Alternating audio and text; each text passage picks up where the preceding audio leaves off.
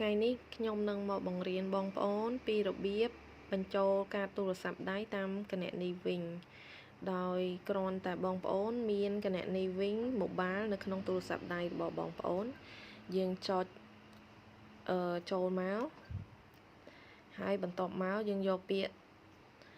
phone top up រួច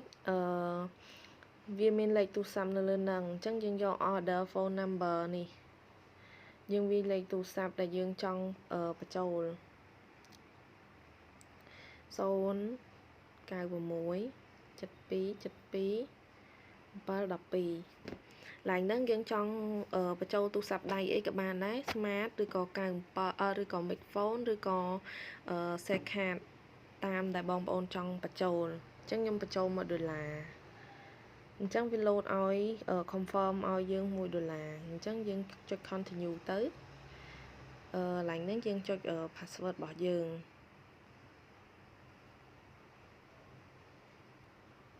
ចុច OK រួចវា load ចូលអូតូឲ្យទៅក្នុងទូរស័ព្ទដៃរបស់យើងហ្មងដោយសារលេខទូរស័ព្ទហ្នឹងគឺជាលេខគណនីវិញរបស់ខ្ញុំហ្មងតែបើសិនជាយើងបញ្ចូលលេខទូរស័ព្ទអីផ្សេងវា load លេខកូដឲ្យយើងអញ្ចឹងលេខកូដហ្នឹងយើងយកមកវាយលេខកូដបញ្ចូលដូចយើងកោះកាតយើងធម្មតាអញ្ចឹងគឺវាជាការស្រេចនេះឥឡូវហ្នឹងយើងទទួលបាន$1នេះមានន័យថាថ្ងៃ28ខែ8ហ្នឹងថ្ងៃ28ខែ8 2021បានកាត់អញ្ចឹងឥឡូវខ្ញុំបញ្ចូលហ្នឹងបាន$1ហើយអញ្ចឹងគ្រាន់តែប៉ុណ្្នឹងគឺជារឿងងាយស្រួលបំផុតដែលយើងមិនបាច់ចាំពិបាកទៅទិញកាតទូរស័ព្ទអីនៅខាងក្រៅឯងគ្រាន់តែយើងមានគណនីវិញយើងអាចបញ្ចូលកាតទូរស័ព្ទហើយគណនីវិញហ្នឹងយើងប្រើបានច្រើនទៀតយើងអាច transfer វេលុយពីវិញវេលុយទៅ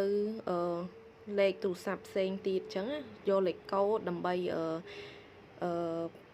ឲ្យទៅបុគ្គលដែលយើងចង់វេលុយទៅហ្នឹងយកលេខកូដបានគាត់ទៅដកធម្មតាហើយសម្រាប់អ្នកដែលមានគណនីវិញដូចគ្នាក៏គាត់យើងវេទៅអត់អស់សេវាទេចាំលើកក្រោយខ្ញុំនឹងបង្រៀនបងប្អូនពីរបៀបវេលុយម្ដងហើយមានច្រើនទៀតនៅក្នុងគណនីវិញហ្នឹងយើងអាច pay លុយបង់ទឹកភ្លើង